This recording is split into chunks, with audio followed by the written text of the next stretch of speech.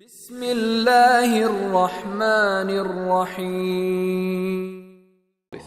On the day of judgment, each person will be gathered and resurrected on the form that they died in, or on the deeds that they died in, the form of their deeds. Meaning, what kind of a lifestyle were they leading before they died? On that. And even if it's the bad deed that you died on, you'll be raised on that deed. Or if it's a good deed you died on, you'll be raised on that good deed. One thing that caught my eye once, I saw someone sent me this on YouTube, of a man, I think it was Masjid al-Nabawi, who died in his prostration. You saw it? He's dead in his prostration. And another one of youth flown out of a car and died while playing heavy music, and they die with a scream. Which one do you want to die on? Will the angels come to you and hug you and say, this is the day you have been promised, don't worry? Or will you be the type where the angels say, look at Jahannam, look at it, this is what's awaiting for you. This is the day of your misery. Some people will be resurrected with enormous light.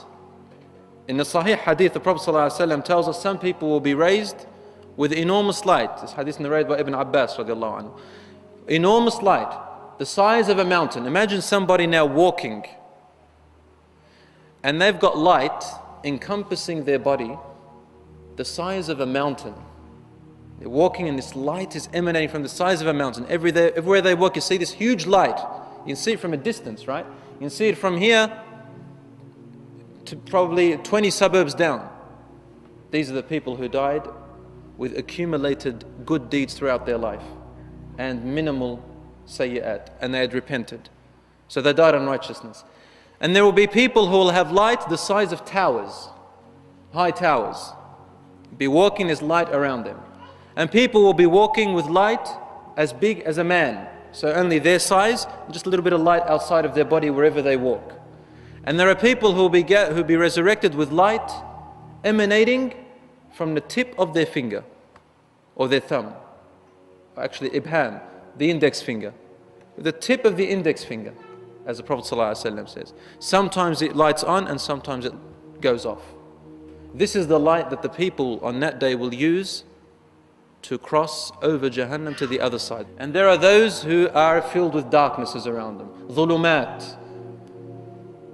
Where is this light coming from and where are these darknesses coming from? The light is an interpretation of the purity of the heart of that person. This pure heart, my dear brothers and sisters, is interpreted into this huge light, real light. You see it with your eyes. As for those with darknesses, their hearts were darkened. Allah subhanahu wa ta'ala describes these hearts in the Quran in various verses. Sometimes He calls them the rusted hearts. Other times the blanketed hearts. Blankets upon blankets of darkness. And what does kufr mean? To dig something, bury it and cover it with soil. So these hearts are covered in darknesses. On that day it's interpreting darknesses around them. There's no light to shine.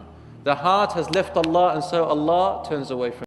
جزاك الله جزاك الله جزاك